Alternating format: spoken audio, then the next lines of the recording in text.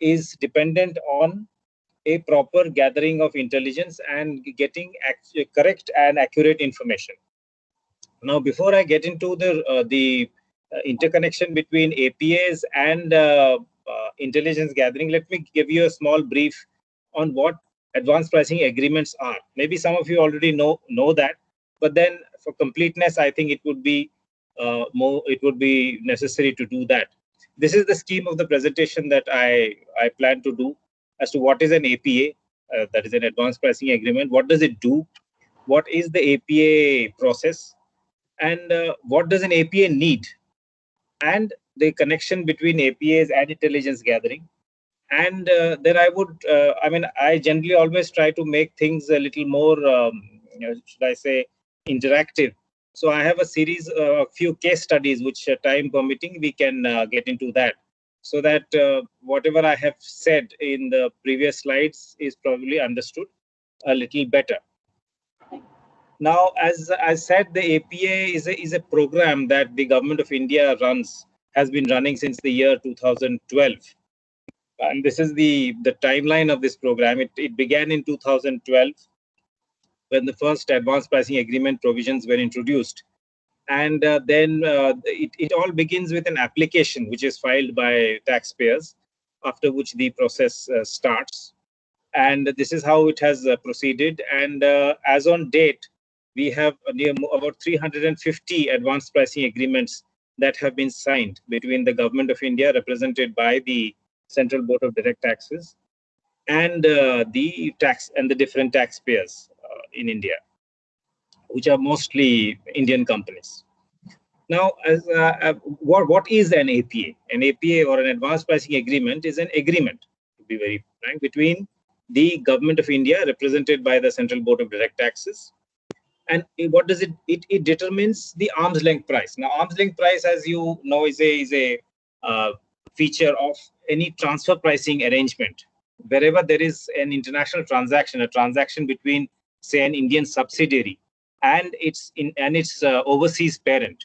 Now, for any transaction to be eligible as an international transaction, and for the transfer pricing rules to apply, of the two participants of the transaction, at least one should be a non-resident. That is a basic rule.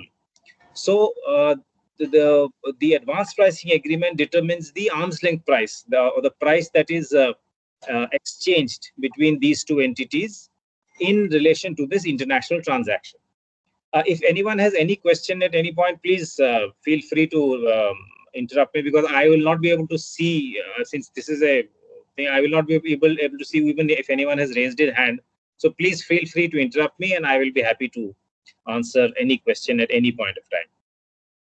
So as I was saying, that the objective of an APA is to determine the arm's length price, and also the manner of its determination in relation to any international transaction. That is a transaction that has taken place between two entities, one of which has necessarily to be a overseas entity, or should I say, a non-resident entity.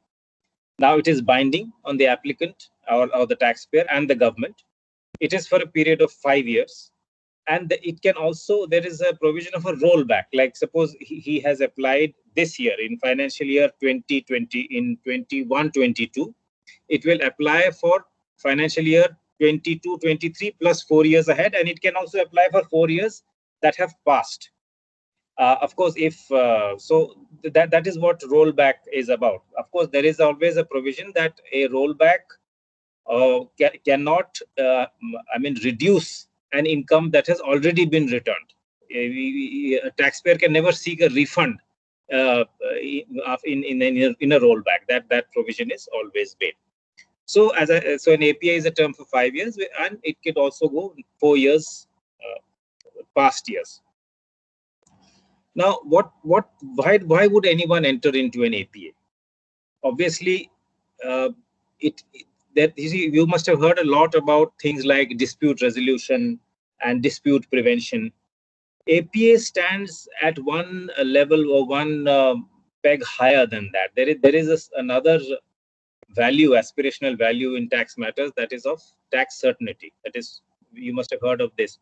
So APA provides that tax certainty. It sets the rules of the game before the game has begun, so to say, as should always be the case. So that is the primary objective of an APA, that before a taxpayer enters into an international transaction, before he puts his foot on the field, he knows, he and the government both, they know that what will be the manner in which this taxpayer is going to determine his the tax payable or the income that he is going to show in India, and how he is going to do it. So it provides a certainty to the taxpayer, and it provides definitely a certainty to the government. It provides dispute resolution, because there are a number of taxpayers who actually opt for the rollback. They have suffered some dispute in the past, and they want a resolution of that dispute. So the APA, apart from providing certainty for the years in the future, provides some sort of dispute resolution for the years in the past. It also reduces the compliance burden of the applicant. Now, in normal cases wherein a person has not entered into an advance pricing agreement, for his transfer pricing transactions, for his transfer pricing audit, he has to provide a certain level of documentation. That documentation is reduced for an taxpayer who has entered into an APA, and he needs to maintain only those documents which are specified in the advance pricing agreement. So it reduces his compliance burden. It assures the revenue of a just and fair tax, because we are sure that if this is the business that the applicant is going to do, this is the manner in which he is going to compute his income, and this is the percentage of that income that he is going to show as his profit in India. It reduces pressure on our transfer pricing audit process. Those of you who have worked in transfer pricing or have known people who work in transfer pricing, you would have heard that it is the workload is immense over there, and time is always short. Now, cases which opt for advanced pricing agreement, they go out of the regular transfer pricing audit process. So it reduces that pressure on the officers.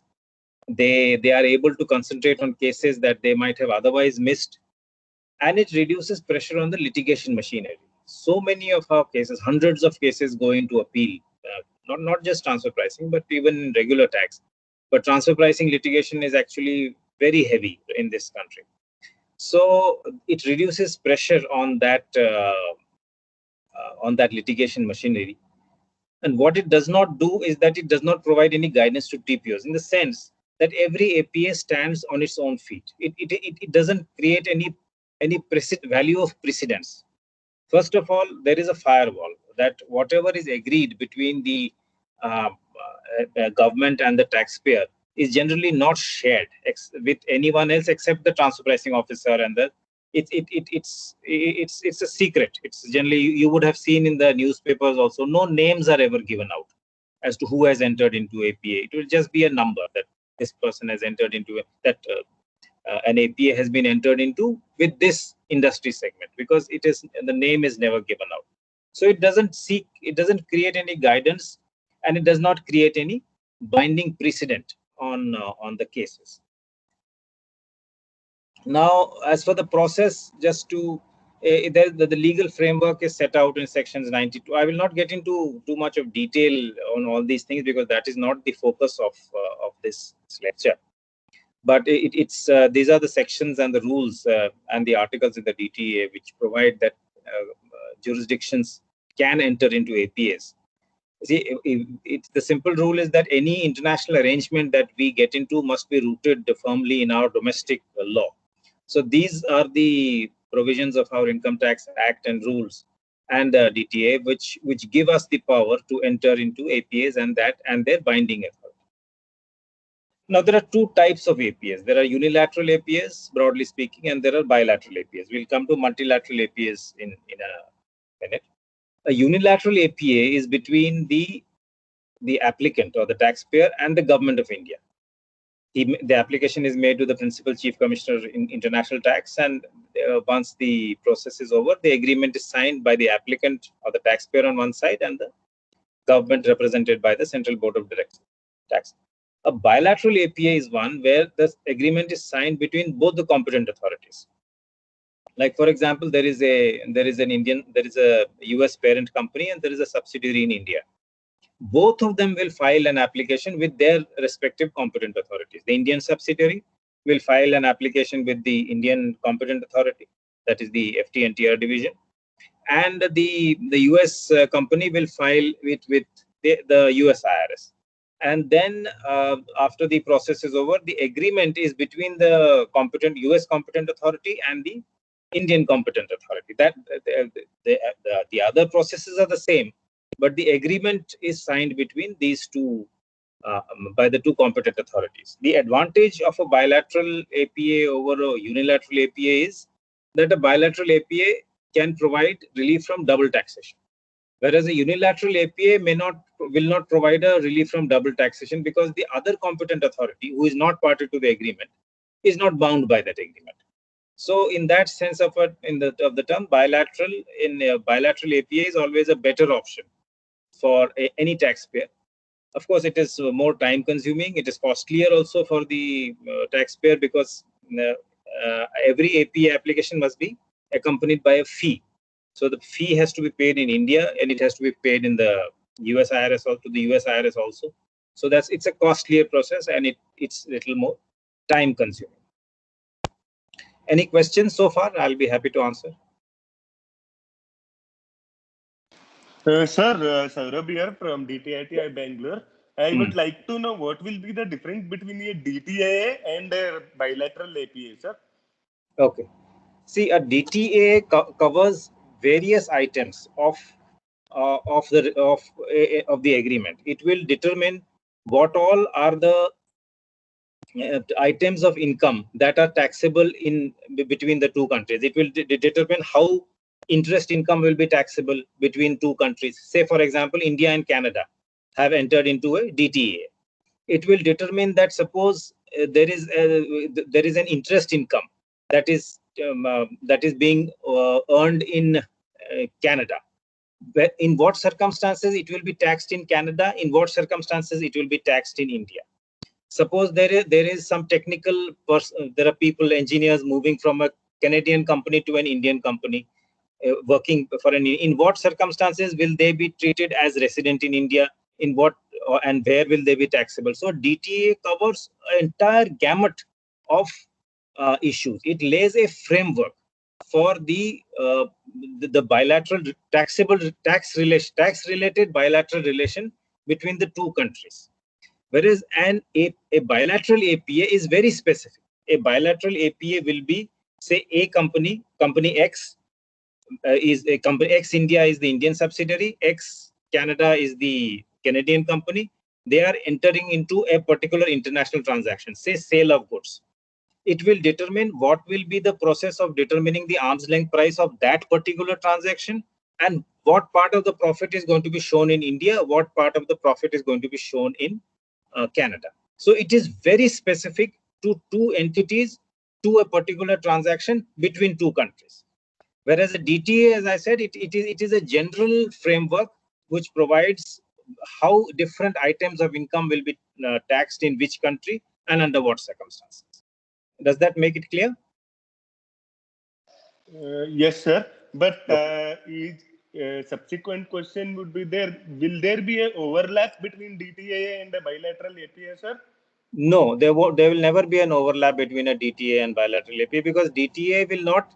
DTA covers the two countries. The bilateral APA is based of the DTA. See that the bilateral APA's source lies in the DTA. Section 9 of the DTA would say that we can enter into bilateral APAs or we can enter into APAs, or that arm's length price will be the determining factor for international transactions. So DTA is the legal basis to enter into a bilateral agreement. There will be no overlap. Because the bilateral agreement is very specific to two companies to a particular international transaction, whereas the DTA is the general framework within which that bilateral APA or any APA resides. Does that make it clear? Yes, sir. Yes, sir. Thank you, sir. Sir, I have a question because Yes. I just want to ask an elementary question. Sure. These APAs are covered under which section of the Income Tax Act? These are all within chapter 10 and 92cc to 92, the one that I had mentioned in the earlier slide. They are those sections give us the power to enter into APAs. Okay, sir. And for the DTAs, I think it is section 90. DTAs, yes, they are chapter 9. They are under chapter 9. This is the subsequent chapter. This is under the transfer pricing, the chapter that deals with anti-avoidance. Chapter 10. APA falls under that. Okay, sir. Thank you, sir. Okay, so this is a kind of a flow chart of what happens in the APA process. To be very quick, let me move on. I think I think instead of going to that, let's now, as I said, that the APA process begins with the filing of an application.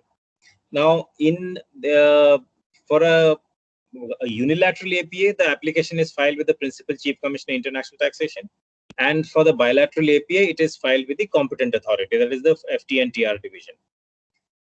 In both cases, the Principal CC International Tax assigns the case to one team. Now, as sir was saying about APA, number of CITs APA, there are 4 CIT APA in India. There are 2 in Delhi, 1 in Bombay, and 1 in Bangalore. These are the 4 APA teams which are functioning in India. These 4 APA teams, in a way, they are precursors to what the department is today. We are absolutely jurisdictionless. We have no jurisdiction. It is not that CIT APA 1 Delhi has a particular jurisdiction, CIT Bombay has no. 4 of us have no jurisdiction.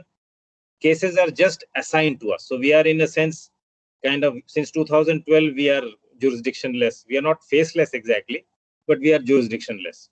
So depending on our workload, the Principal CC International Tax assigns us a case. Now, as for the team itself, every CIT APA has got with him 1 additional commissioner or joint commissioner and 2 deputy commissioners.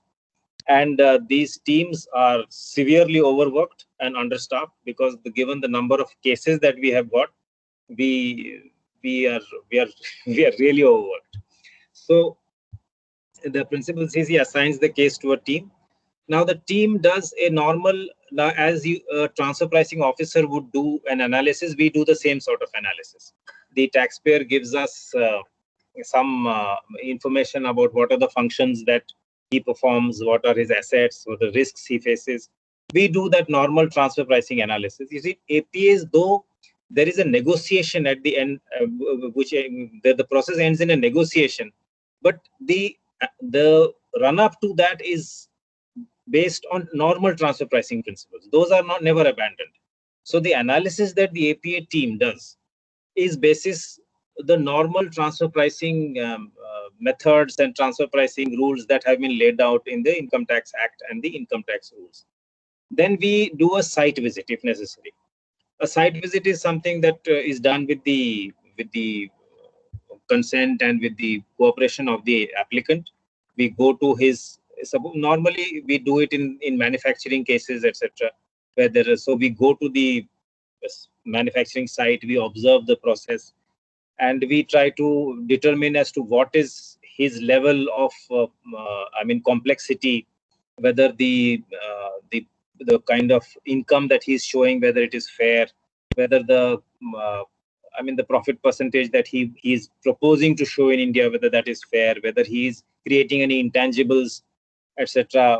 He's doing some high level work. We try to determine that, and basis of that we prepare what is known as a position paper, and we send that position paper to the CBDT for its approval through the Principal CC International Tax. Now the APA teams, they do not decide anything by themselves. Eventually everything is with the approval of the CBDT. An APA team is at best a negotiator for the CBDT. So once after the analysis, the transfer pricing analysis is distilled into that position paper, it is sent to the CBDT for its approval. And then the CBDT or the for FTNTR division, they go through that, they make their own analysis, and they give an approval for negotiating with the applicant on certain terms. Now, this is only in case of unilateral APAs. So once the approval comes back from the CBDT, the APA team negotiates with the applicant. Now, for example, what is meant by negotiation? Suppose it's a case where the applicant is a software developer. So we will send a negotiating range for approval to the CBDT that this company should show a margin, say between 17% and 19% of its cost for each year of the APA period. So the CBDT will say, okay, fine, you negotiate on these terms. So we will obviously begin negotiating with the applicant that you start showing at 19%. And then he will come back with that, no, 19% is too much. It's like a normal negotiation, and then we generally settle somewhere in between. So that is the leeway that the APA team has, that it has to negotiate the best deal possible within the range that is provided by the CBDT. So once that negotiation is complete, the APA team drafts an agreement and again sends it to the CBDT for approval. If the CBDT approves it, then that agreement is signed between the FT&TR division and the applicant. In the case of a bilateral APA, the work of the APA team ends with the sending of the position paper, because after that, all negotiations are carried out by the FT&TR division, because they have to negotiate with the other competent authority. So there, the APA team does not have any role to play. So once that negotiation is over between the two competent authorities, they will sign the agreement between them. Any questions on this part? Anyone wants to understand this a little better, I'll be happy to answer. Sir, tax still on rates are slide not number 2. determined, no, sir, in the AP. One at a time, please. Yeah.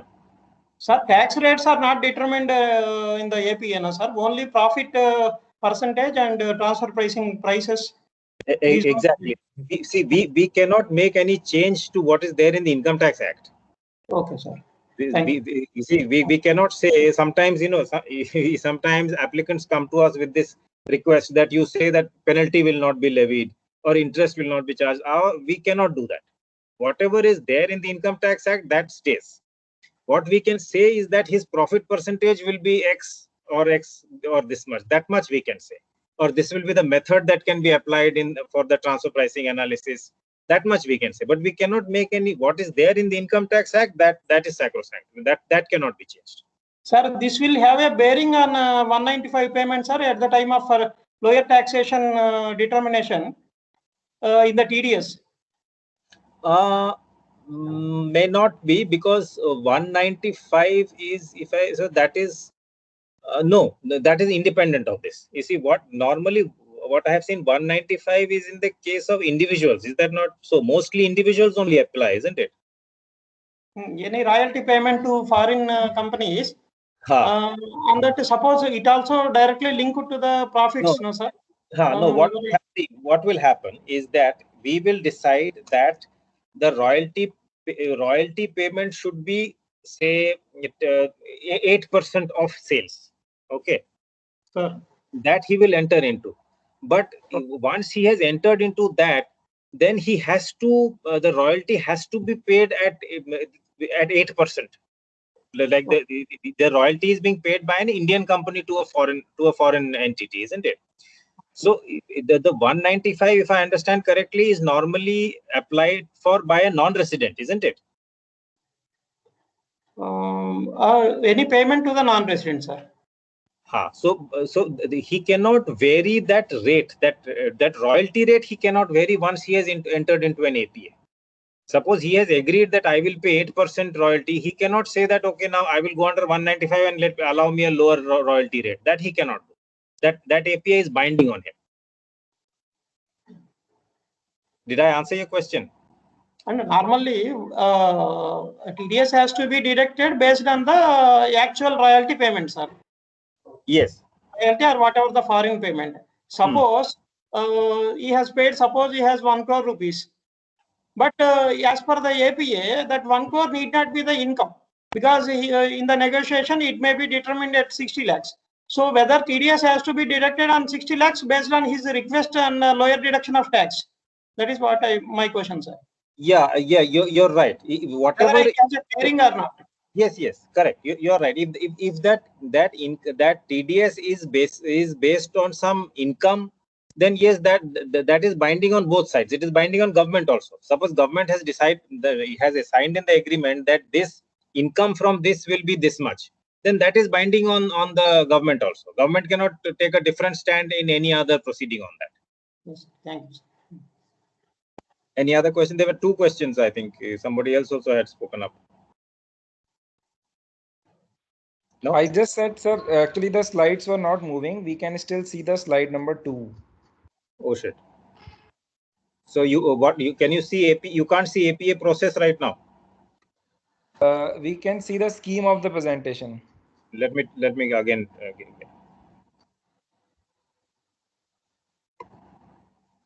Sir, excuse me, sir. I have a query. Can I ask, sir? Yeah, please go ahead. Sir, suppose, is there a provision of any rectification process in the APA, sir? For example, SSC after a few months changes his mind and he wants to renegotiate. Do we have to do the entire process, or you can modify the APA, sir? First query. And second query, sir, for example, during a course of any assessment proceedings or whatever, we discover that SSC is not adhering to the clauses of APA. So in that case, will there be any punitive action against SSC, sir? Yes, you see, in the APA, there is a process of there is a process of modification. Okay. Now, for example, the applicant has agreed for a certain Can you see the slide now? Not yet, sir. Yeah, now it's visible, sir. One second. I'll answer your question. Let me just sort out this problem. Yes. Can you see what can you see now? APA? Can you see APA process? What does an APA process? Yes, sir. Now it's visible. Begins with application, etc. Yes, sir. Yes, sir. Now can you see APA process unilateral, bilateral? Yes, sir. Now it's visible. Okay.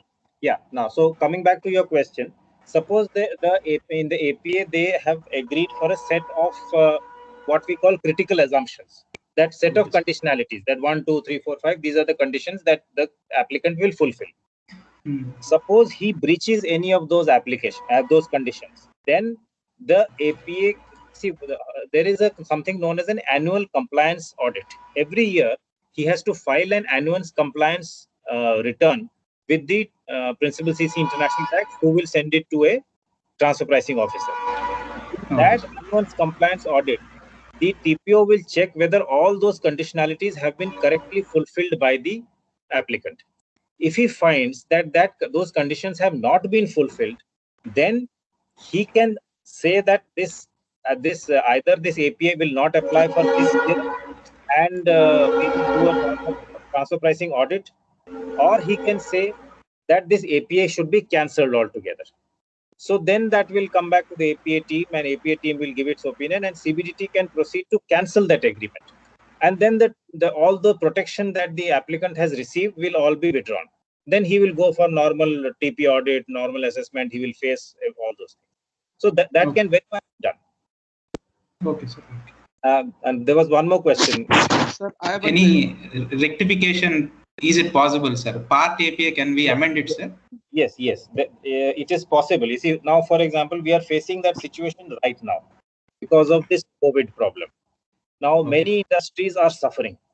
Now, suppose they have signed they entered into an APA 3 years ago, which is still 2 years to go, and they have said that we will pay profit at the rate of 20%. Now, all of a sudden, their business has collapsed. Now they can come back to, because there is a clause normally in all APAs that if there is any material change of fact and law, then the applicant or even government can seek amendment to the agreement.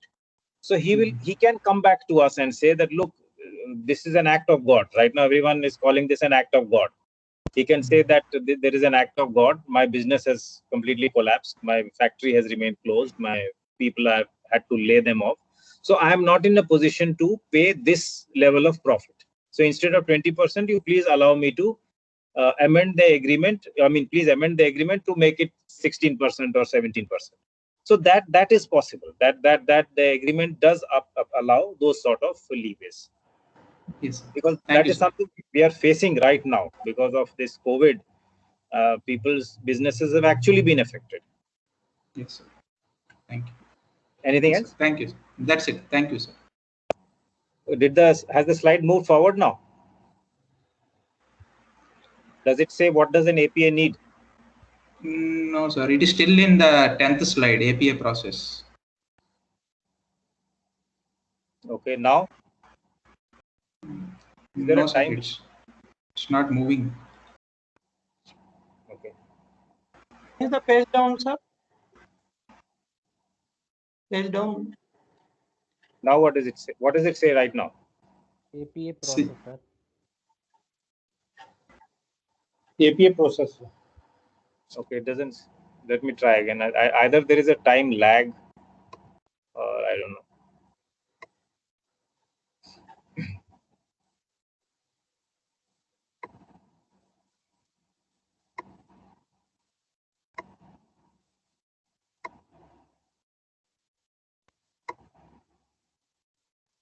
Now, can you see it now? What does an APA need? Yes, sir. You can see, no? What does an APA need? It's gone again. Sorry. Okay, let me try again.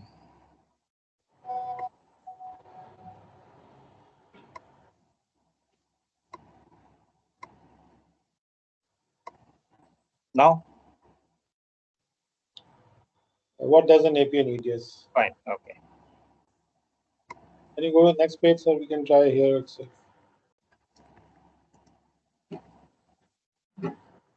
Okay. So now you can see what does an APA need?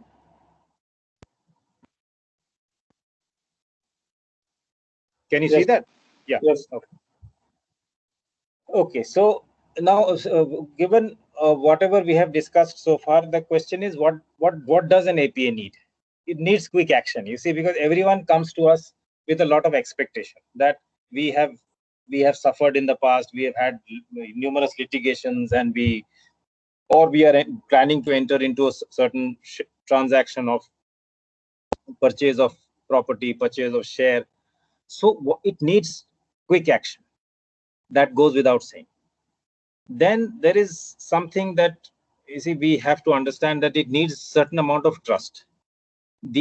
Since it's a negotiation, it needs a trust between all stakeholders of this process. It needs trust that the applicant has to have on the APA team, certain amount of trust that the APA team has to have on the applicant, because you see, at the end of the day, it's a process of a partnership. We are not in an adversarial condition. So it needs trust between these two stakeholders. It needs trust of everybody in the chain of command, the CBDT or the Principal CC International Tax. They need to have a certain trust on the APA team. So trust is a very key element of this process. You have to trust the process, and you have to trust the people who are involved at any stage.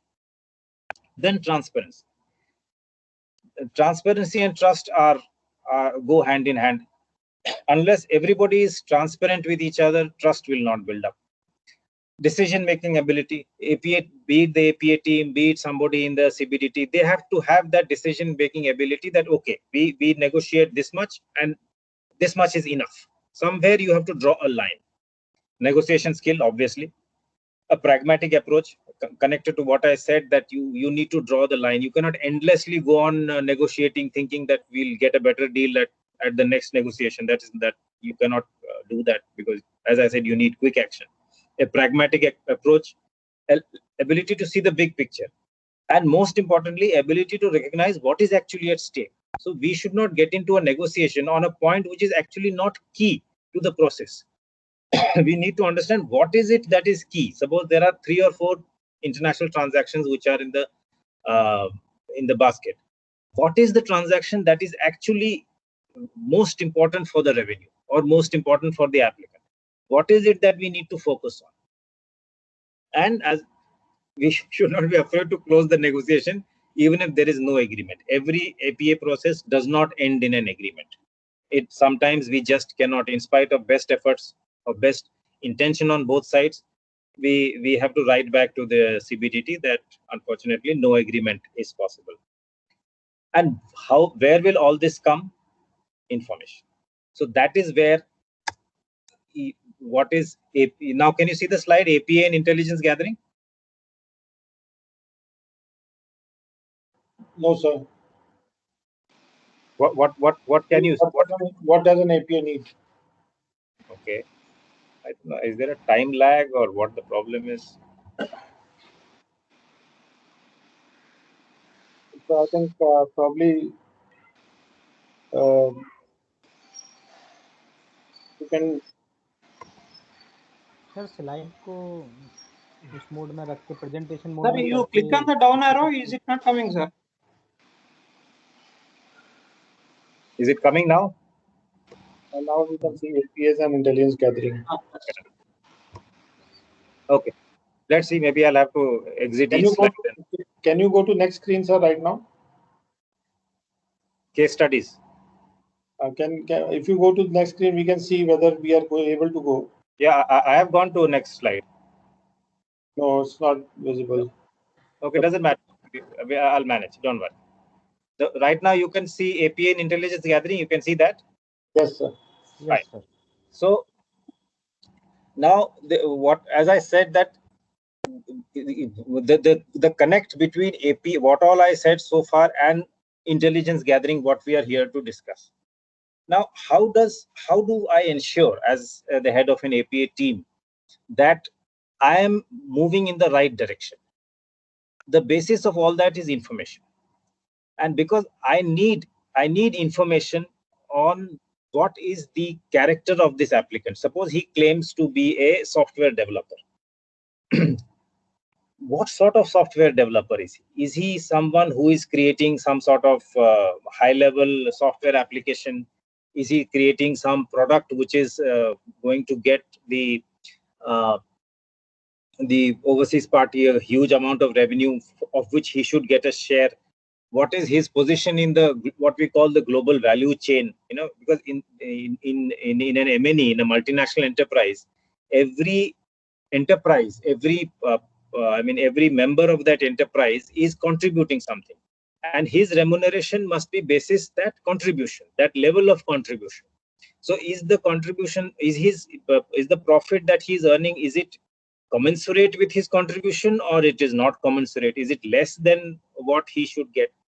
Now, for that, I need information. Now, in the APA process, my investigative, I'm not really an investigator in the sense, but the information that I gather must be basis all the questionnaires that I send him, the site visits that I will conduct. And in an odd case, maybe I can use what Shiv Shankaran may have explained to you in the morning about exchange of information. I can use that. I mean, technically, that nothing prevents me from doing that, but I can use that. So therefore, intelligence, APA and intelligence gathering, and APA in information is very much key. So what I will do is that we'll do some case studies. Just one second.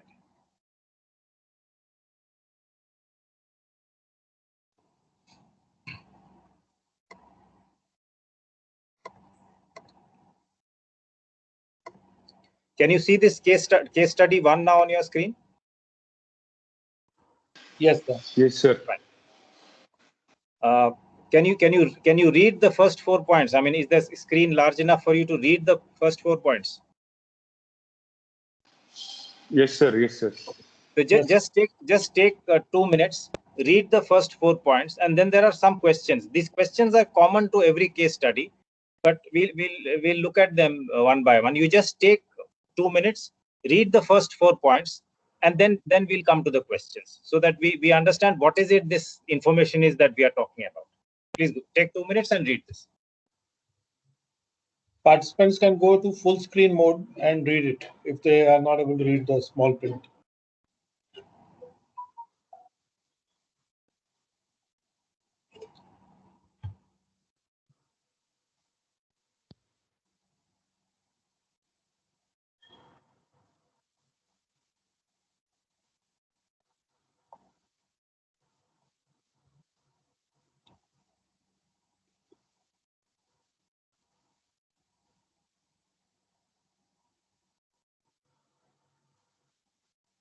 Okay, I believe you must have read it.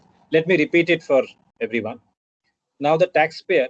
Now in the taxpayer, by taxpayer I mean the applicant. Let us make a couple of assumptions that this is a unilateral APA, and the taxpayer whom we are talking about, that is the applicant in India. So the taxpayer is an Indian company, or the applicant is an Indian company. It is a 100% subsidiary of a US company.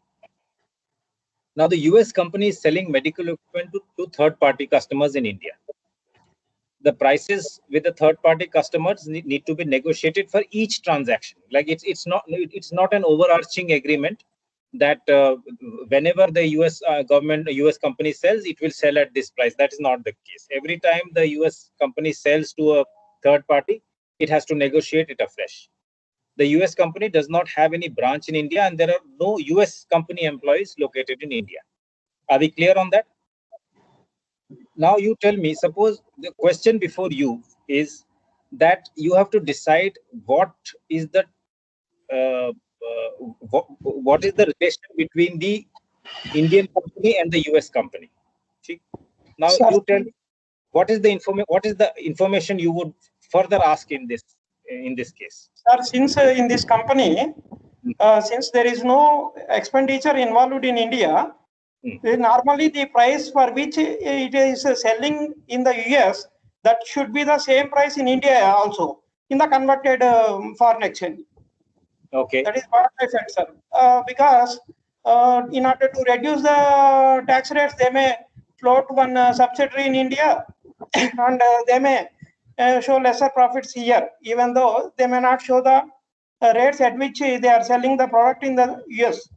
Yeah, no, just hold on. Just take one step back. We'll come to what you're saying. Yeah, you're right. But answer the first. What is the further information that you require? They may be doing what we assume that is the second. Means the product which is selling quality, and also whether it is the same which is selling in the US and which is in India. That is the primary thing. See here, what is happening is, please understand, put this in the APA process background. Okay, the taxpayer has come to the Indian to the government of India, say he wants to have an APA. Okay. Sure. Now he's saying what is the information we need is what is the role of the Indian company in the sale of the products in India. Yes. You see, now what happens in these cases? There's some pieces of information is not written, but let me tell you what happens. What happens is that these Indian companies, the US company is selling medical equipment in India. Now, point number 3, the prices with third-party customers need to be. Who is doing this negotiation? Please look at point number 4. The US company does not have any branch in India, and it does not have any employees located in India. That means who is the person who is doing this negotiation? Parent company only. The parent company is not in India. The parent company is selling goods in India. It does not have a branch in India. Its employees are not India. So obviously, who is the person who is doing that negotiation? They must have engaged some negotiators. It is this Indian company. Indian company, sir. It is, see, if they had to engage a negotiator, why would they set up an Indian company here, 100% subsidiary? See, normally what happens, this is what they do. They sell their goods in India, and they get the Indian, they set up an 100% subsidiary and ask that Indian subsidiary to negotiate the prices with the customers here. And this Indian company claims to be providing only some sort of services to the foreign company, and says that, okay, if my cost is, say, 10 lakh rupees a year, the foreign company should reimburse me 10 lakh rupees and a markup of, say, 10%. Now the question is that enough? Suppose I am doing the sales of the US company in India. Is that sort of remuneration model, is it enough, or should I get a percentage of the sales that he makes in India? What do you think is the answer? Percentage, sir. Normally, that is what one would feel. That Yes, sir. if he is doing such a high value activity, then he should get a percentage of the sales that the US company is making in India. So the information, the answer to question number 1 will be, the further information is, what is the role of the Indian company in the sales that the US company is making in India? Is it negotiating? It must be negotiating. Others, how else would the Indian company, US company, sell in India? Is it negotiating? What is its remuneration model? Is it based on this sales that the the US company makes in India, or is it basis something else? Is it basis a markup on its own costs? So this is, in a transfer pricing scenario or in an APA scenario, this is the information that you require. Now, the second question, what is the information that will be available in India and what will be available overseas? What do you think is the answer to that question? I think in the morning, Shiv Shankaran must have told you, did he speak about foreseeable relevance, etc. in the morning? No, sir. Okay, doesn't matter. So you just tell me, what do you think? What part of the information that you think you need will be available in India, and what will you think will be available overseas? The sale prices for which it is being sold in India is available in India. Okay. And what do you think will be available overseas? Overseas,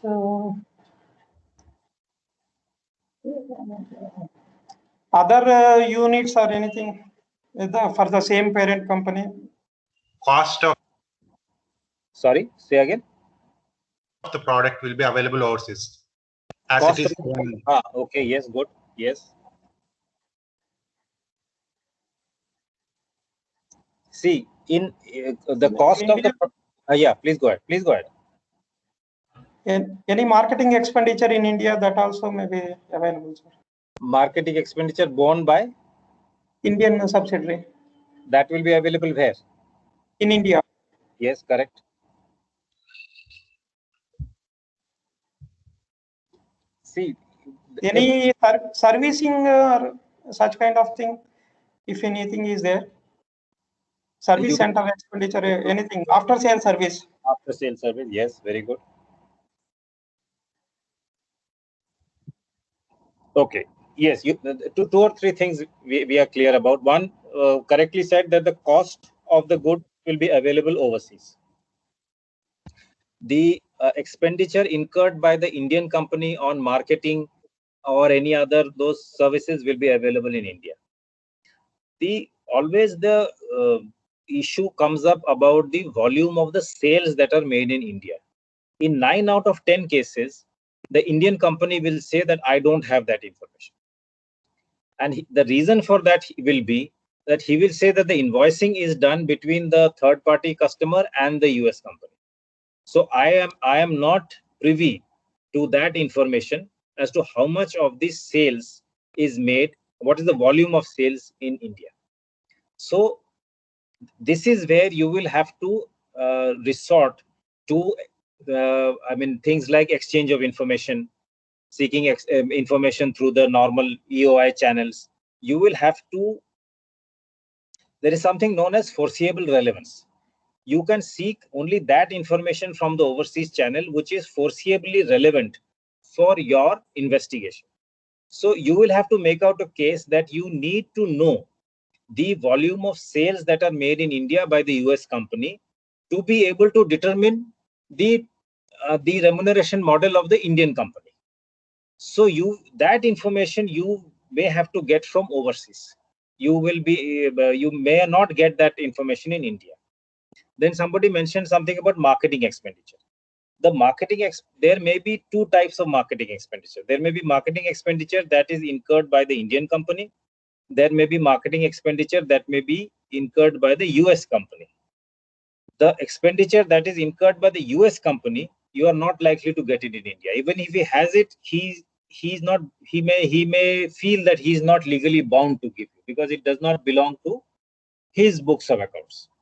So that is where you will have to resort to you will have to make out a case that this information is foreseeably. See, for seeking information from overseas, there are two points that you have to fulfill, two conditions that you have to fulfill. One, there's something known as foreseeable relevance.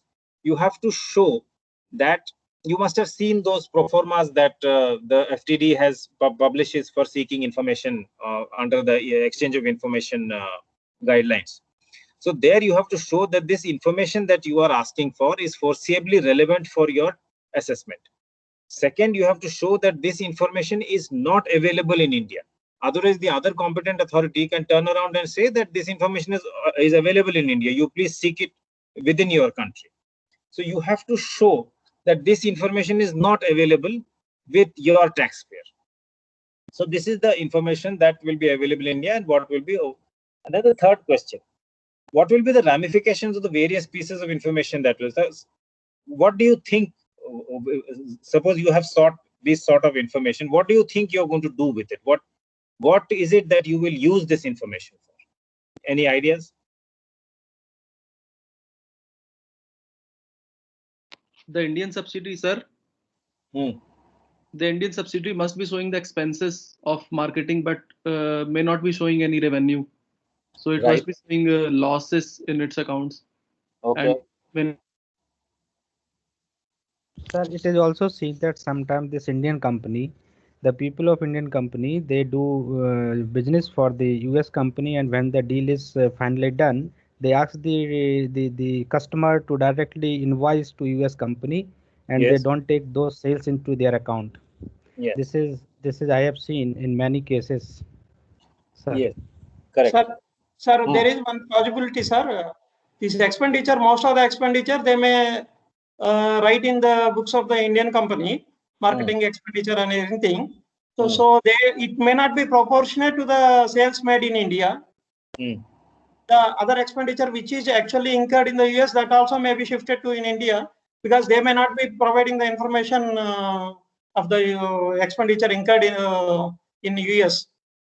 Yes. So, and they show the lesser profits, and they come for bargaining, and they are getting lesser profits, and they want to determine the price based on that. Yes, you see, you must have heard of this concept of permanent establishment. Yes, sir. So now it is possible that none of these sales are shown in India. They are all shown in the US. So the question, from this information, you can find out whether we can treat part of these sales or all of these sales which are made in India as arising in India and therefore taxable in India. You see, because these sales will be shown as the sales of the US company, and they will be paying tax on these sales in the US. So basis all this information, you may be able to show, or you can try to show that these sales are arising, though they are sales, they are sales of the US company. You may not be able to change the character of the sales but you can say that you may be able to say that these sales are arising in India, sourced in India, and therefore they should be taxed in India. That there is a possibility that there is a permanent establishment in India which must pay tax in India. So that is where what we talk about profit shifting and base erosion, we may be able to kind of control that to some extent. Okay. So I think let's move to the next case study. Can you see case study 2, or should still 631? Okay, then give me a minute. Let me get out of this and again.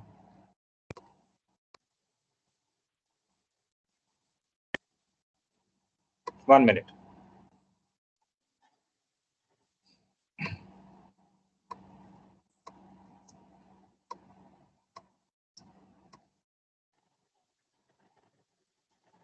Okay.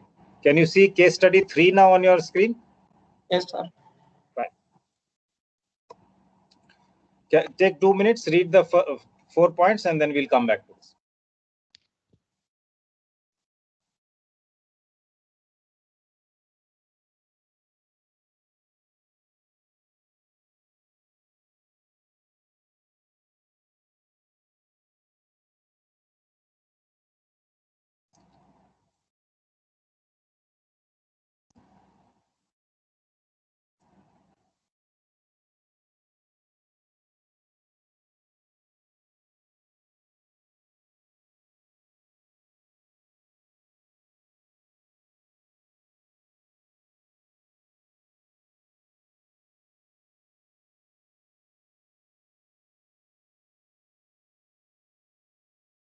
Okay. So let me just quickly go through the point. The taxpayer is an Indian company. It's 100% sorry, I missed out one word. It's 100% subsidiary of an Egyptian company. The taxpayer bids for contracts offered by the government of India for oil drilling. The taxpayer, the Indian company, does not own any ships or drilling equipment, so it subcontracts the work to other rig owning related parties, means other sister concerns, other affiliates. Now, since it is getting some money from the government for the service that it provides, it passes on the remuneration that it receives from the government to the rig owning companies and retains a small sum as remuneration for services. Okay. Now the question, as I said, the questions are the same. Now in these 4 points, you tell me what further information you will ask for in this case. Any ideas?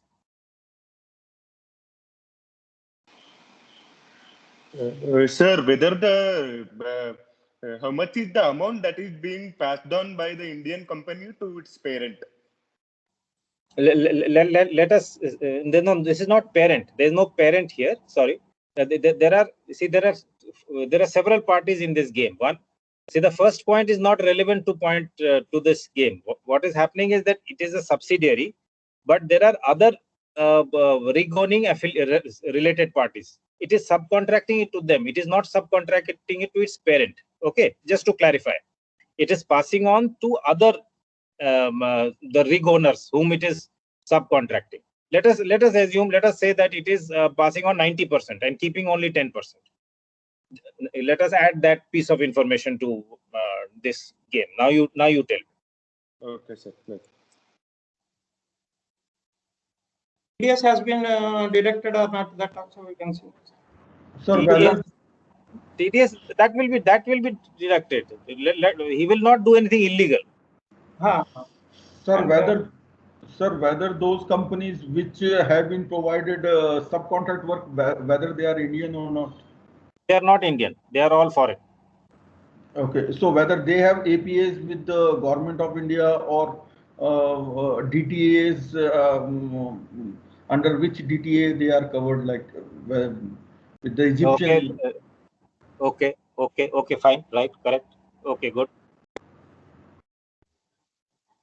Sir, actually, it seems that that company is just working for the Egyptian company and taking 10% for making bribes to Indian, I mean, government.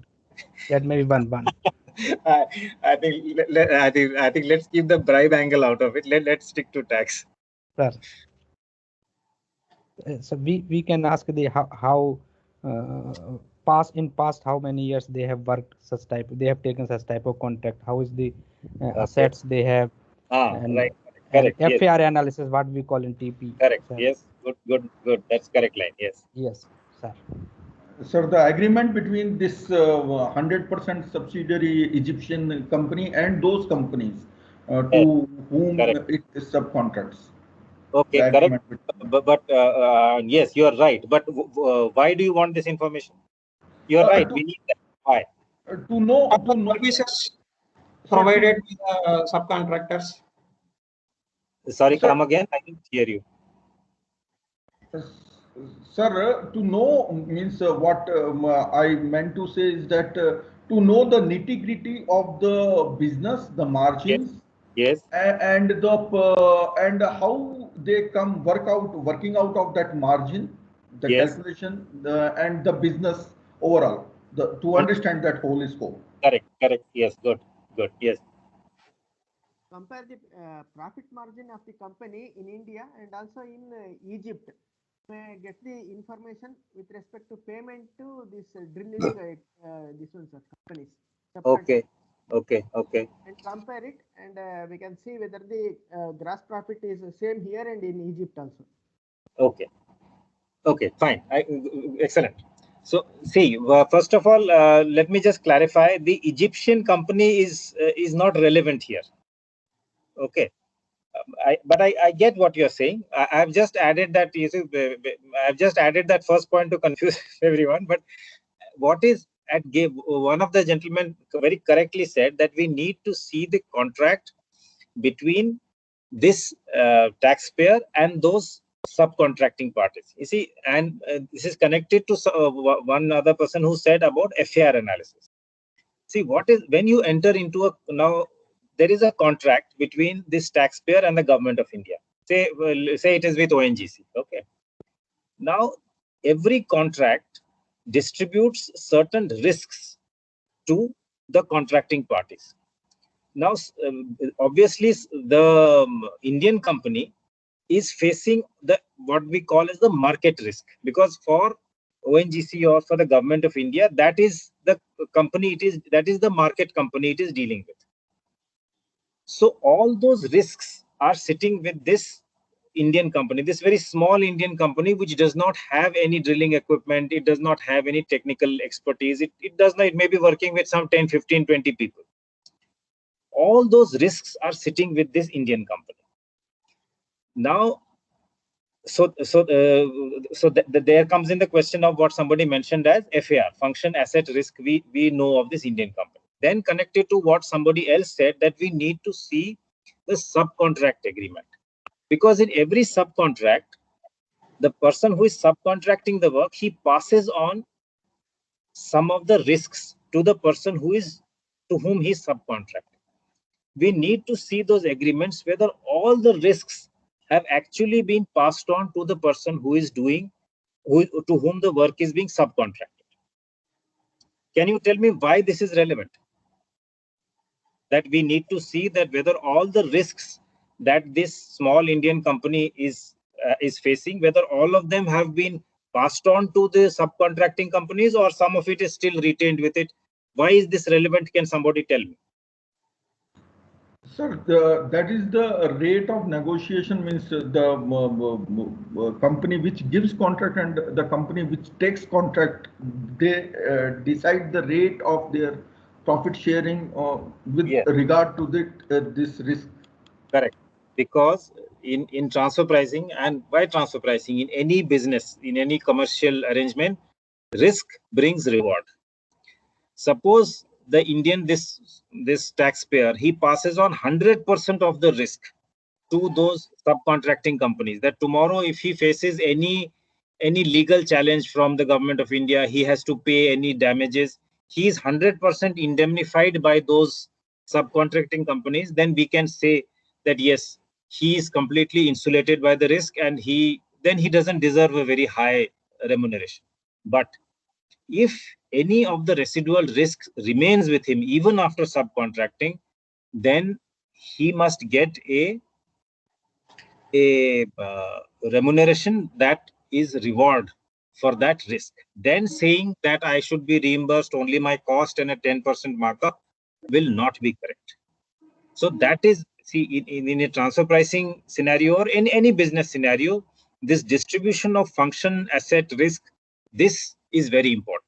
So all put together, your answers were absolutely right, that yes, we need to understand number one, what are the complete package of risks and functions that this taxpayer takes on once he enters into the contract.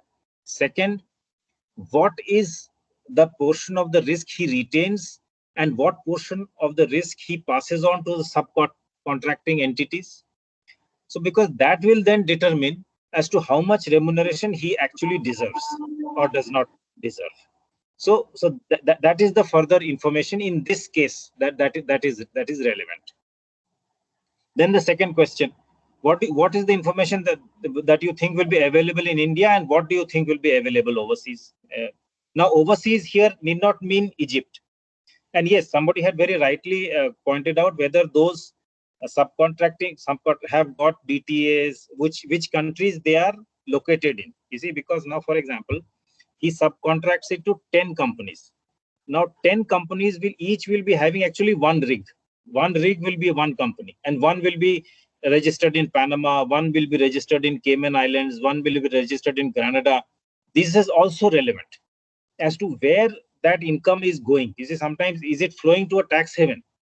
That also becomes relevant at times. So yes, that information, where these subcontracting companies are actually registered, and what is their taxable arrangement, what is their, are they paying tax on those entities, or is this income flowing out of India to a tax haven? That is also equally important. Okay, so fine. So then we come to the second question. What is the information you think that will be available in India, and what will be available overseas? And let me add another sub question to that. How do you think you will get the information from the overseas entity? Please, any ideas?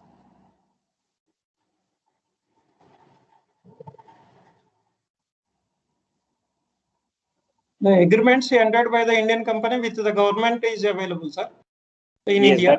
that Also, will be agreements entered by Indian company with the subcontractors also should be available, one copy with the Indian company. correct. And overseas, the information we should get it from the FTTR wing, sir. And what is that information? that information means that actually there is no need of what I think, sir, because only Indian company has got the contract, and it has subcontracted, so it may not have any relevance, what I think, sir. Okay, any other ideas? Anyone else? Because Indian company, the origin of income is suppose in respect of permanent establishment, if anything is claimed, then only it is relevant, sir. Suppose if the parent company says it does not have, Indian company does not have any, I think it may not be correct, sir. Indian company means it is taxable in India, whatever income it gets. Okay. Yeah, fine. I get anyone else with any other idea or agrees with this idea? Sir, in a hypothetical situation, if these subcontractors which have taken the contract from this Indian company, if they are all registered in tax havens, and this company which says that I have given all my risk to them, so I take only a nominal profit, so my APA with the Indian government should be at very marginal profits, because they take risk and they don't have any APAs and their DTA allows them to avoid their tax. So this can be a very scary situation. Yes, you're absolutely right. And because why I asked this, in every APA, since I am from the APA division, so I will speak in every APA.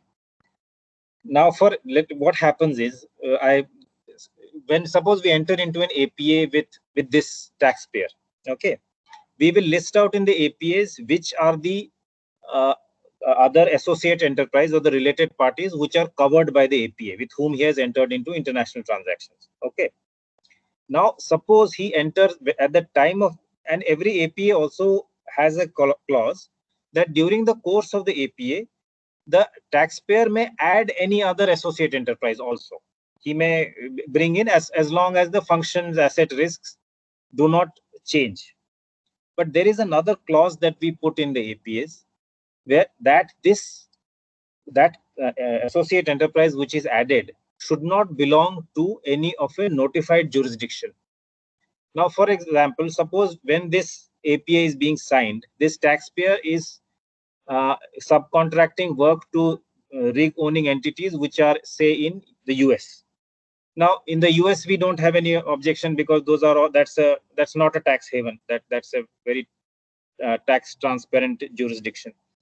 Suppose as soon as he signs the APA, he shifts all his contracts to rig owning entities who are sitting, say, in Panama or sitting in some other Antigua or in Barbados or somebody. Then what will we do?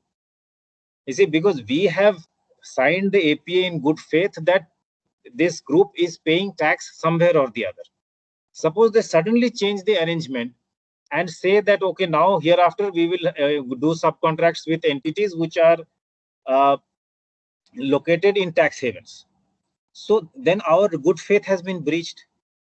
So that is why it is very important to know as to what is the tax status of those related parties also. Especially, you see, in we come across in APA these entities which are where the related party is in the Middle East.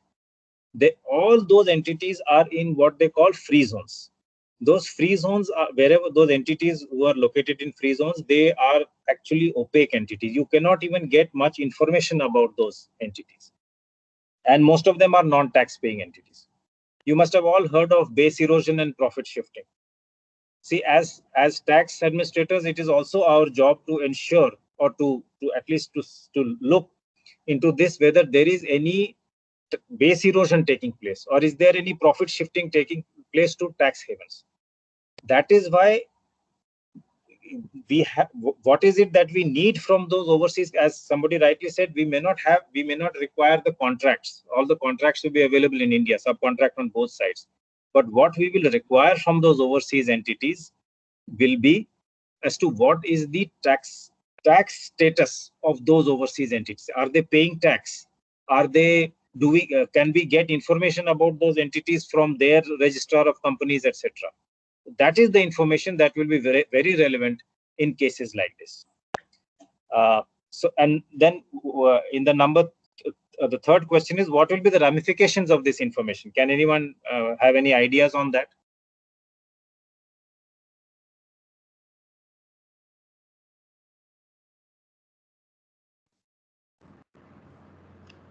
Sir, to know the modus operandi of these sort of things, if it comes to light.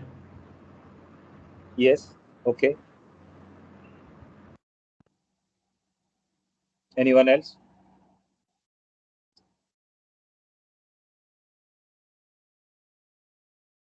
Okay. See, the simple thing is that if we feel the price, advance pricing. Yes, that we will be able to determine. Yes, that is correct. That is one of the things. Yes, right. See, we may eventually even decide not to enter into an APA in such a case. Suppose we feel that this is an arrangement that is being used to shift tax out of India, then we will not give it that blessing of an APA. Let him face transfer pricing audit. Let him face normal assessment. Let him face normal investigation over here. You see, that is where information becomes relevant. Information is not just getting intelligence, or getting information is not just as to what should be the shape of the APA. It should also be whether there should be an APA at all, or is this person eligible for some deeper investigation. Let our investigation wing, investigate him. Let him go through transfer pricing audit. So this is also relevant, and that is where our intelligence gathering and information becomes relevant. Okay. Okay, we have probably time for one or two more. Let me just see which ones.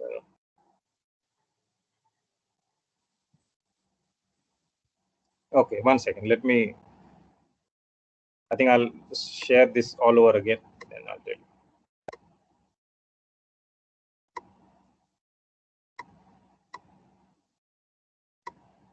Okay, can you see case study 2 on your screens?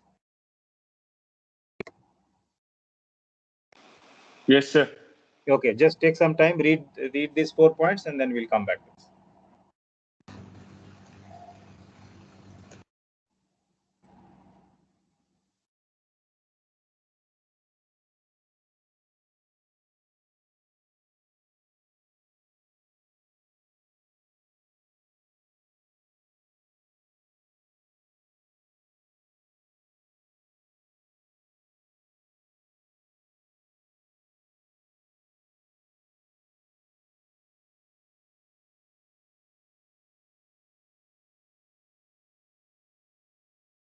Okay, so let me read them, and then we can.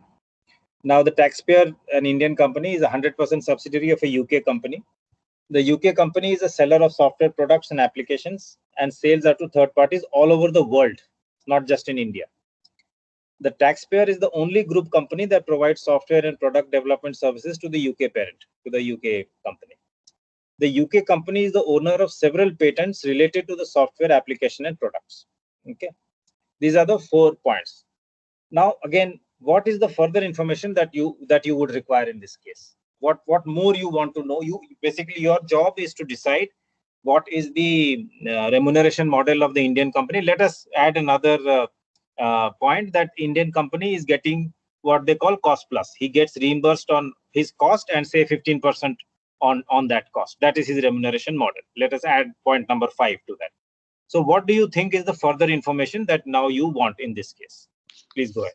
Sir, the employment contract of the subsidiary company with the main group company, whether there are any employees working in on-site in UK as well on development Fine. services, Very product good. development. Right. Okay. Whether the Indian company is availing the benefits of SEZ Section 10AA in India. Right. Okay. There is one more thing, sir. Something called Sweat. I'm not forgetting the name. Sweatshop or something. Okay. Okay. Sweatshop. Yeah. Understood. So what about sweatshops? So the sweatshops are utilizing the Indian engineers working in overseas on site, and then they are shifting those expenses to the Indian company, so that the Indian subsidiary does not pay much taxes and claims expenses in employees. Yeah. Okay. Actually, so what is happening? Okay, we will come back to sweatshop. Good point. We will come back to that. But yes, you are right. Sir, we will also ask the UK company what types of product they have developed in last few years, and from where and in which territories they have developed, because sometimes the product are being developed by the Indian company or engineers of Indian company, but they have been assigned to some foreign subsidiaries of the UK company, and thereby they are fully shifting the patent right to those companies rather than taking it to Indian company's account. Correct. That's all. Sir, it is mentioned that taxpayer is the only group company that is providing software and product development, but the owner is the UK company having several patents. So I would like to know whether the Indian company, how is it transferring the intangible to the parent? Transfer will be, it will be there in the contract that the one line will be written that any intellectual property that arises will be owned by the parent. It will be in one line. But yes, your point is relevant. I understand what you're saying. So let's do one thing. Let's go straight to point number 3. Okay, let's forget about point number 2 for the moment. Let's go. Question number 3. What will be the ramifications of the various pieces of information? I would like to begin. I'm sorry, I didn't get. I won't know the gentleman who spoke about sweatshops. Can you tell me what are the ramifications of your whatever you asked for? Because they are very relevant. Then we'll come one by one to everybody else. Sir, in the early 1990s and 2000s, sir. May I know your name, please? Sir, I am Dr. Atul Kumar from Bhopal. Okay, Atul. Go ahead. Sir, in early 1990s and early 2000s, the Indian government provided SEZ benefits to many of these software companies. Yes. So what did they do? Is they started their software companies in SEZs, and they since they do not have to worry about any revenue, so they shifted all their expenses to their foreign subsidiaries or the foreign honor groups in UK or US. So what did they do was they developed the product in India. They developed the software in India or in UK, or they provided services to the UK group company and exported the engineers from here. Those engineers provided the on-site development services, but those company claimed their expenses in India name of employee expenses.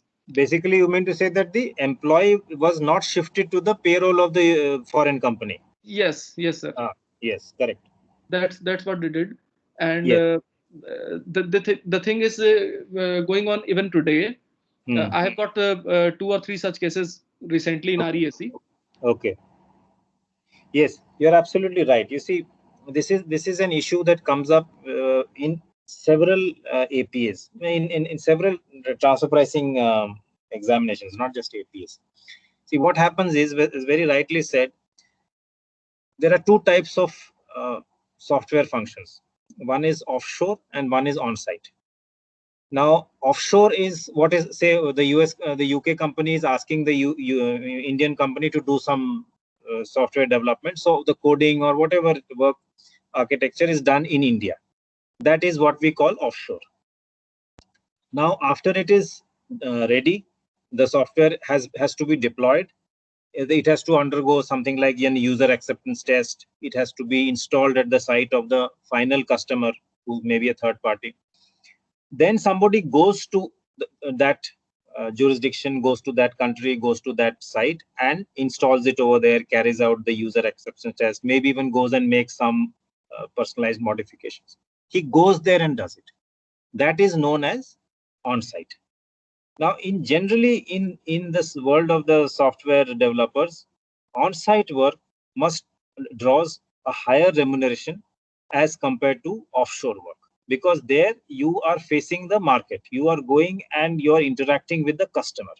As long as you are offshore, you are shielded from the customer by your parent company. The parent company is the one who is dealing with the third-party customer. So he claims that I am facing the market risk.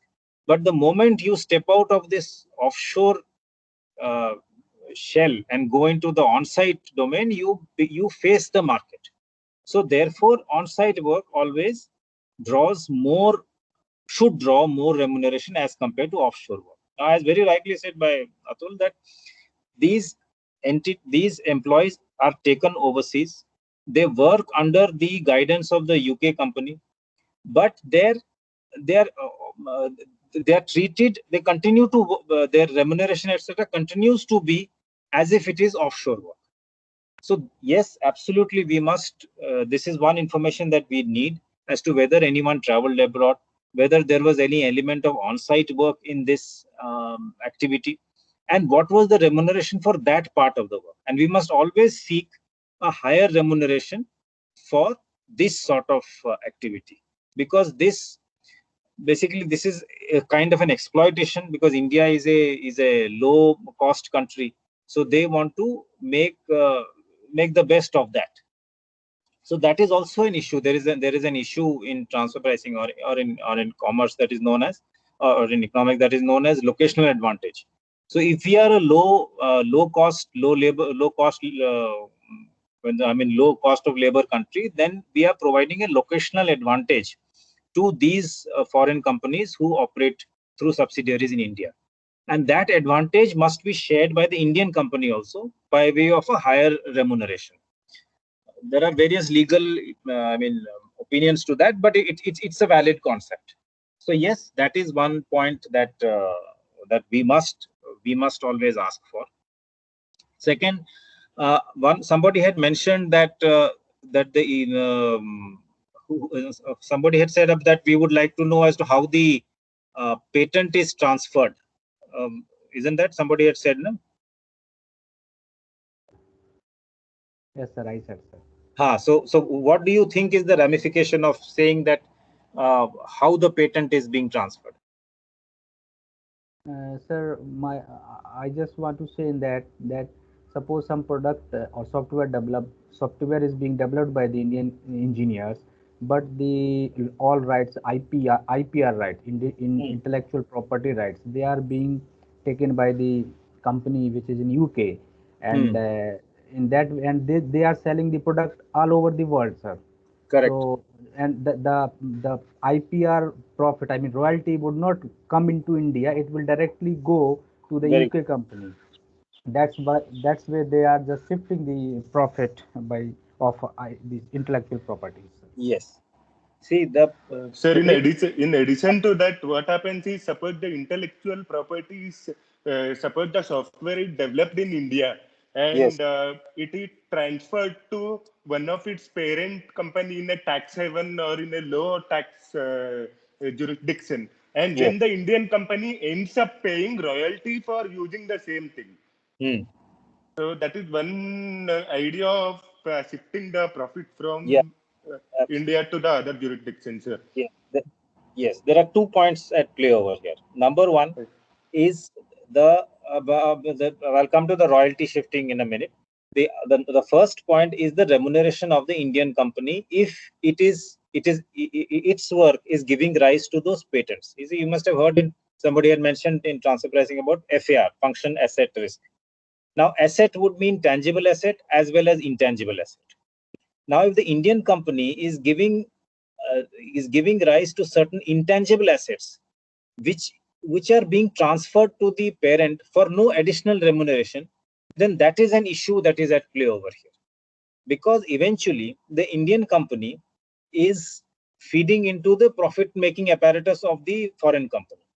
Then is it okay just for the Indian company to simply get a cost plus markup, or should they get a percentage of the profits of that the foreign company makes, that a percentage of the sales should flow back to India in the form of profit split or something like that?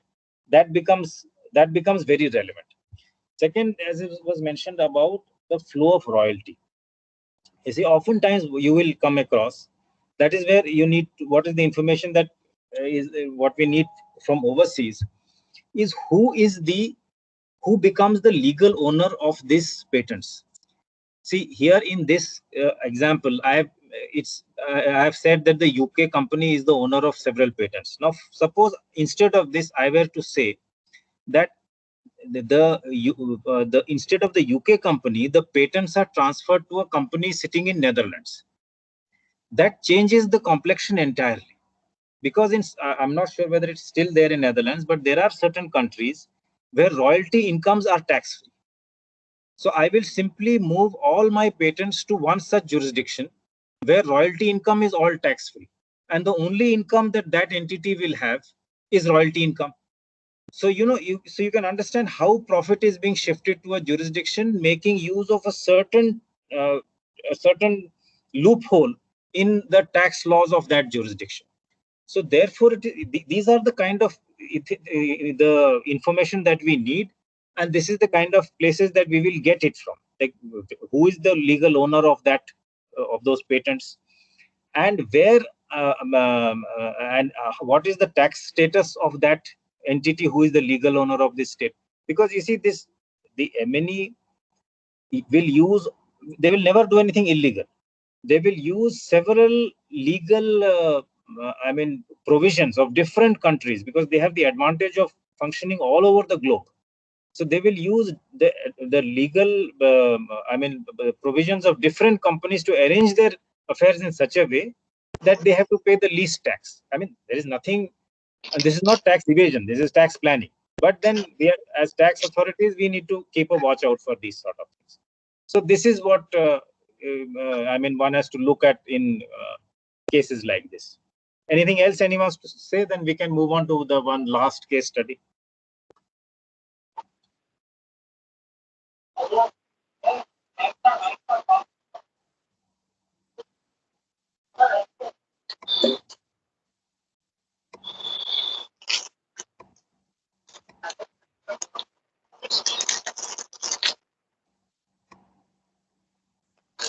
Yes, Mr. K. Srinivas, what are you saying?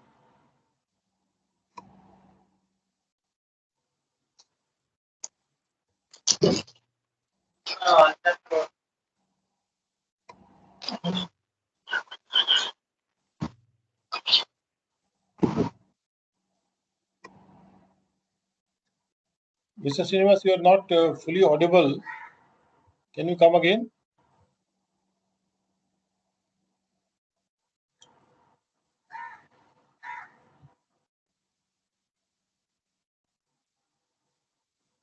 Okay, I think can you see case study 5 on your screens? Yes, sir. Please take 2 minutes, read it, and then we'll come back to this.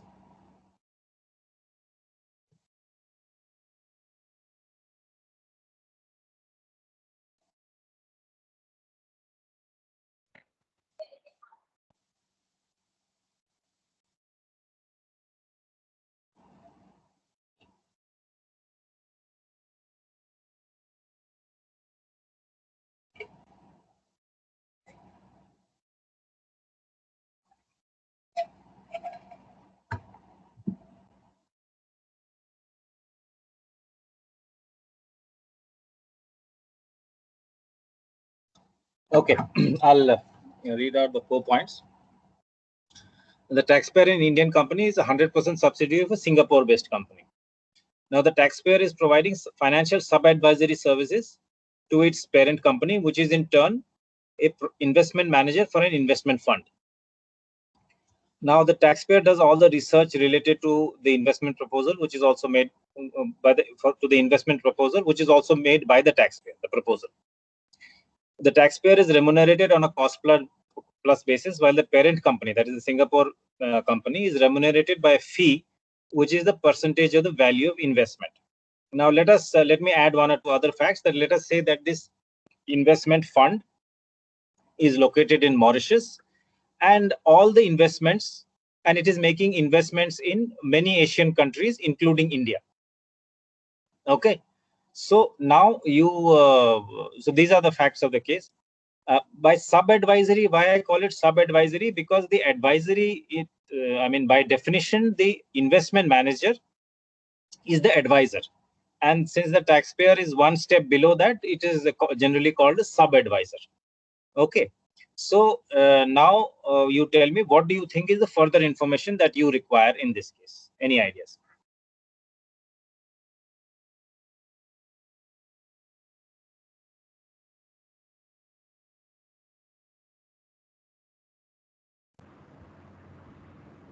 Sir, actually, the hedge funds operate in this way, and they have that they charge very heavily from their clients, and generally in USA they go to Cayman Island and BVI, and so this is the model that in India we have certain AMC, not Indian AMC, but the certain asset management companies, they are in Singapore because the corporate rates are quite low there.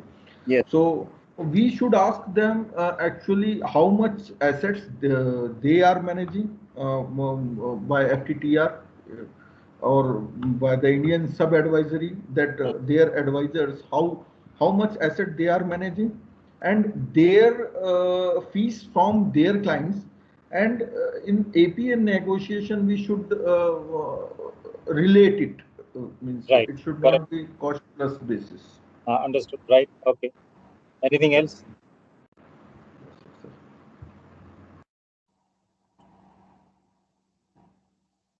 Look at the facts of the case. Look at point number 3. Would you like any further information on point number 3? Sir, the expenditure incurred by the subsidiary on research related expenditure in India. Frankly, that will be very okay. Fine, okay, but it will be very small because these sub-advisors don't have more than 5 or 10 people with them, so their cost will be their salary cost and yes, some public database that they would be subscribing to. That would be the cost. But anyway, we keep the risk attribution, risk attribution to the Indian subsidiary. We'll have to look into it as well. What do you mean by risk attribution? What would you mean by that? How much risk and reward has been attributed to the Indian company? Are all the risks been taken by? Is the reward given to the Indian company in proportionate with the risk being taken by the Indian advisors? What would you suppose I ask you for an example of a high risk activity by the Indian sub-advisor? What would you say? What would be an example of high risk activity? Any hedge fund activity. What you're saying is right, but I just want an example. Any hedge fund activity is very high risk. So if the Indian advisor is investing funds in very volatile stocks or something like that, so the risk is high. So the reward should be proportionately attributed to the money is coming from the investment fund. Yes, sir. The Indian company, the taxpayer is not investing any of his own money anywhere. Here the money, all the investment is coming from that fund. Sir, we should ask in the same line of business, how much a similar sub-advisor charges fees in Singapore from if it would have been Singapore. So on that basis, we should do the APA negotiation with this Indian subsidiary. Had it been on Singapore. Right, understood. Because in hedge funds, it's all the subsidiary, they don't take any risk as such because they only provide advice. Fine. See, why I was drawing your attention to point number 3 is that it says that the taxpayer does all the research related to the investment proposal, which is also, and the investment proposal is also made by the taxpayer. What further information that one would seek is that, is it binding? Is it binding on the investment manager? Assume that it is binding. Then the taxpayer moves one notch above being a simple service provider. See, the system is normally, like, for example, when the investment manager, which is the Singapore company, which when it goes to the investment fund, they have something known as an investment committee. Now, the question you need to ask is that what is the role of the Indian taxpayer in the final decision that the investment fund makes to make that investment? You see, eventually the money is coming from the fund. It is neither the Indian taxpayer nor a Singapore parent are putting any money anywhere. They are only giving advice. The money is coming from the investment fund. But what is the level of that advice? Is that advice of such a value that the investment fund is bound by that? In that case, just like the Singapore parent is remunerated by a fee, which is a percent, which they call percentage of asset under AUM, asset under management, then whether the Indian taxpayer also deserves that sort of remuneration, that is a relevant question.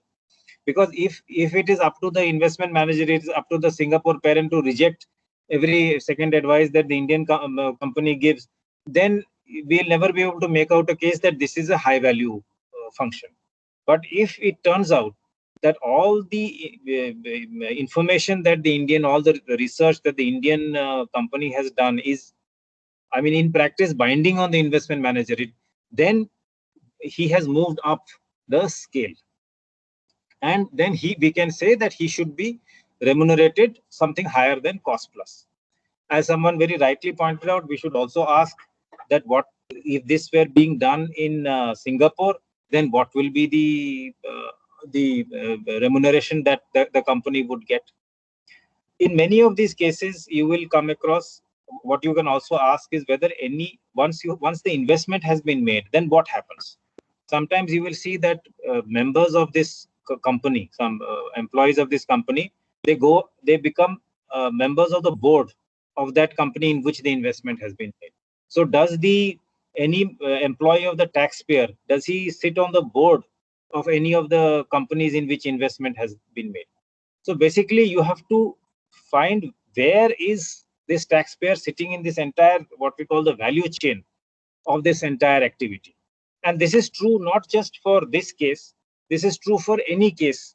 And we'll also give for whatever information you seek must eventually point to that direction as to where is the taxpayer sitting in this whole chain of activity, whether he is getting a fair and just remuneration. And as I said, that you have to fulfill all those requirements, that your information that you seek should be relevant, etc. So that is what I had to say.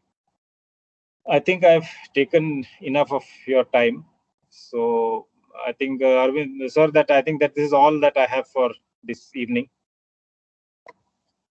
And well, any of the participants like to raise any query at this point? Yeah, please. I'll be happy to answer any question.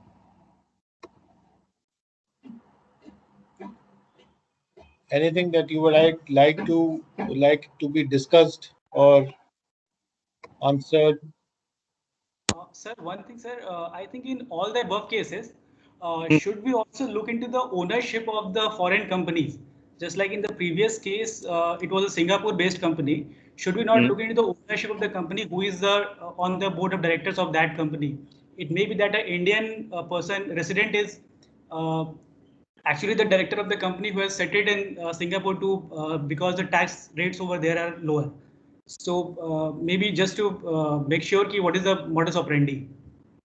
Yes, you are absolutely right. In fact, it is one of the we are actually wrestling. I mean, dealing with a particular case right now in my team, where there is a company in Singapore and there is a company in India.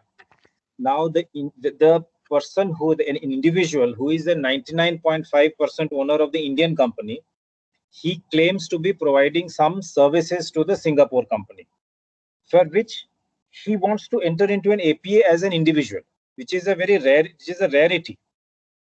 But he wants to enter in, and after that it turns out that he is a non-resident. He's sitting. He will sign the APA with us, and he will go and sit in a foreign jurisdiction.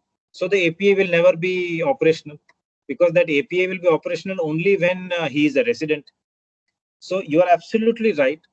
Knowing the ownership of these companies, because you must have heard of round tripping, you must have heard of all these things.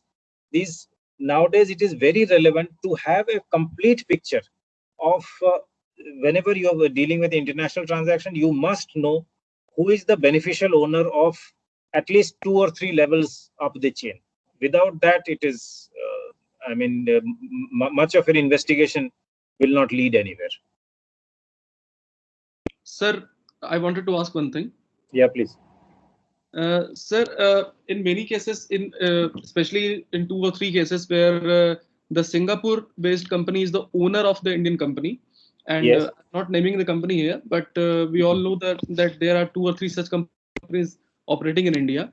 So in those companies, if we asked about the ownership structure of the Singapore-based company, yes, the Indian company provides a reply that there is no way that we are going to provide you that kind of information, because we do not have such information with us in India. Right. And yes.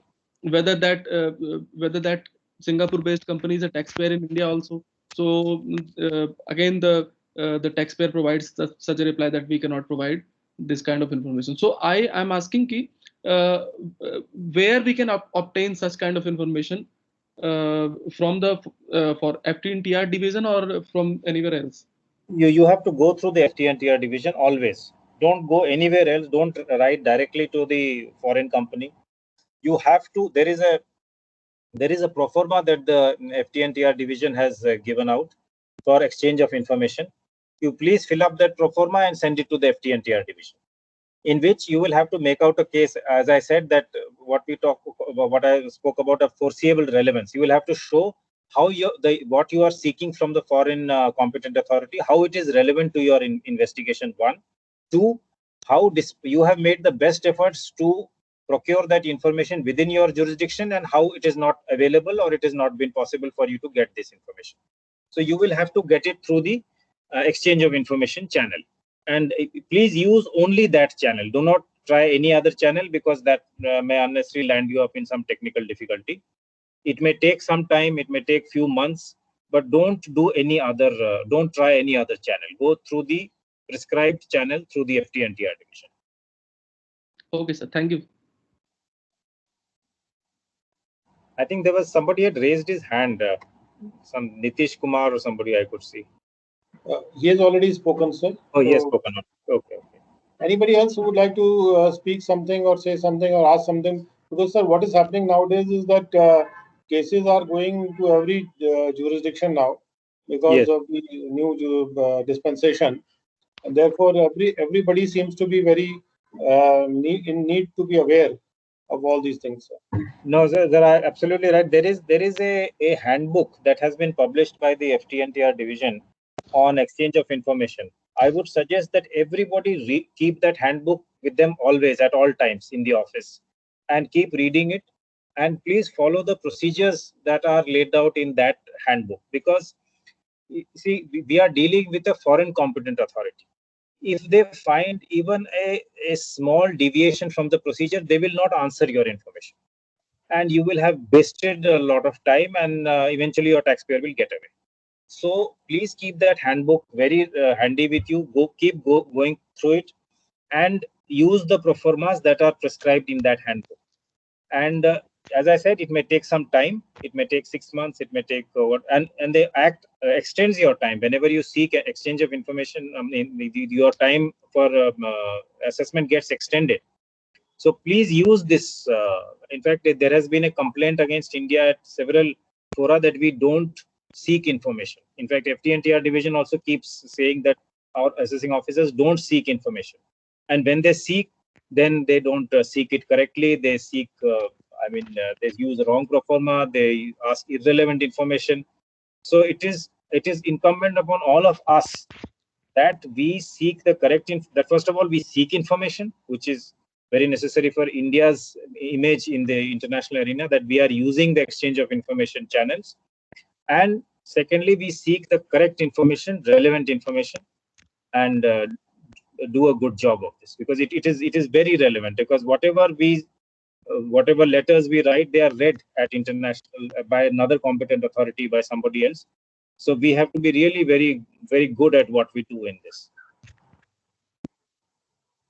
Okay, sir, we'll provide this we will provide this handbook and the manual for the participants so that they can go through it. And perhaps I'm feeling very, feeling that it is very necessary that we sensitize our officers to start asking for information, because perhaps people are not used to this asking for information through the FTR, the exchange of information channel. So perhaps this needs to be sensitized more rigorously. Yes, sir. Okay, sir. My ADG, Shri Vivek Kumar sir, is there, and sir was very keen to speak to you in the morning also, but somehow it could not happen. And I'm really sorry for that, because I got held up somewhere. Otherwise, I would have very much liked to be part of the inauguration, but I'm really sorry I could not be there at that time. So, sir, Bhaskar नमस्कार, मेरी आवाज आ रही है? हाँ, बिल्कुल आ रही है sir. Bhaskar भाई, I am really very happy to see you and hear your voice after a long time, and I was very happy, and I was complimenting Mishra ji to have taken you on board. I have told the audience in the morning, I have been interacting with you over a period of time as a good friend. We have been together in committees also, and I have seen your simple way of expression, even of complex things. And that is what you did today to the audience. It was not a monologue. जैसे ज्ञान जो ऊपर से नीचे बहता है, ये वो नहीं था.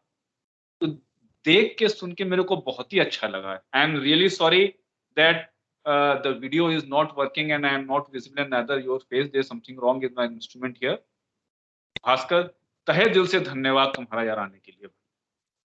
Sir, I'm very thankful to you, sir, and it's really unfortunate that we could not meet face to face. I would have really liked to come to Lucknow and have this. Yes. I really wanted you to come over, and I told the audience, यार सामने face to face करने में, class करने में जो मजा आता है, that doesn't come on the online mode. We hope things improve in the future, and we have you all here in Lucknow. Yes, sir. Definitely, sir. Thank you so much, sir. Thanks a lot, dear Bhaskar. Thanks a lot, Bhaskar. I am really sorry कि जब तुम्हारा lecture चालू हुआ तो somehow I missed the starting. So I did not want to intervene in the starting of the lecture here. नहीं sir. Thank you so much, sir. Thank you, Bhaskar. Thank you. Thanks a lot. Thank you, Mishra ji.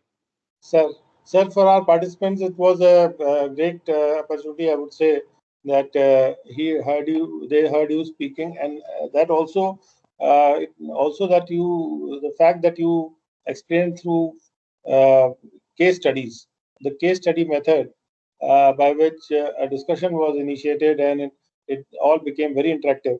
And some of our participants got really energized to and focused on your case studies, and some of them were able to give some very good suggestions.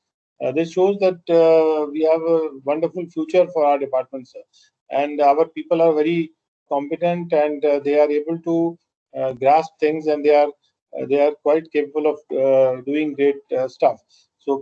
So I believe that this point, this exchange of information part, we need to focus more with our people so that they put in all their efforts to use this possibility of asking for information, because the cases are going all over India now, and therefore anywhere and any officer would need to have this kind of information and practice of using this. Sir, it was fantastic, and in a short period of time, I'm sure in 2 hours of time, whatever could be done to the maximum extent, you've been able to, you have given to our participants. In future also, as in the past, you have always helped us. You have been kind enough to come to DTRTI, and in fact, we have been watching you deliver lectures to our participants in the physical format for many years now. And today was the online format, and even this we have been waiting for earlier also. We've been in touch with you, sir, and your efforts, I mean, your work that is going on in your present post is very useful. And in fact, all the officers of the department need to link to all this, and therefore we are very thankful and honored, and we are very grateful that you have delivered this lecture. You have taken time out because as you are overburdened with work, and in spite of that, you could find time for us. As always, very thankful to you, sir. And for the participants, I would like to say that please join back again tomorrow morning by before 11:15, because we have a very, very interesting speaker. We have heard a lot about him, Mr. Shailesh Thakur.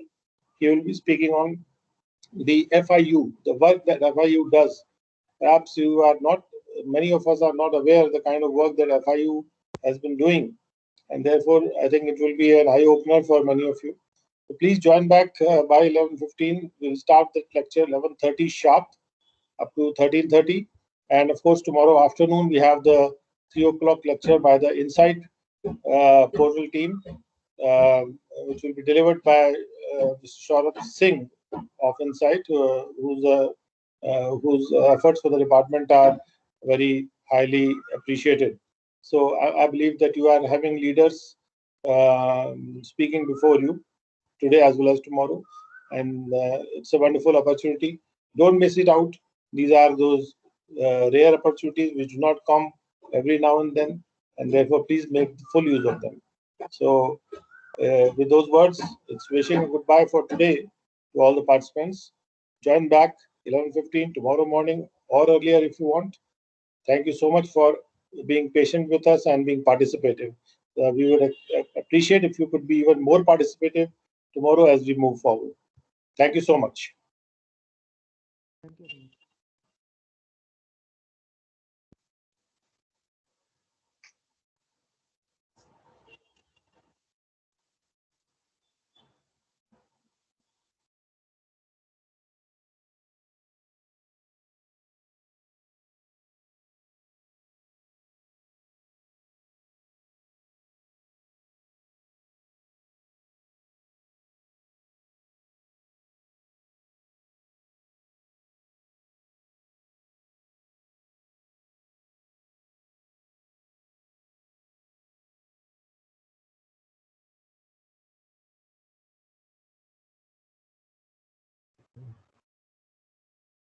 हाँ जी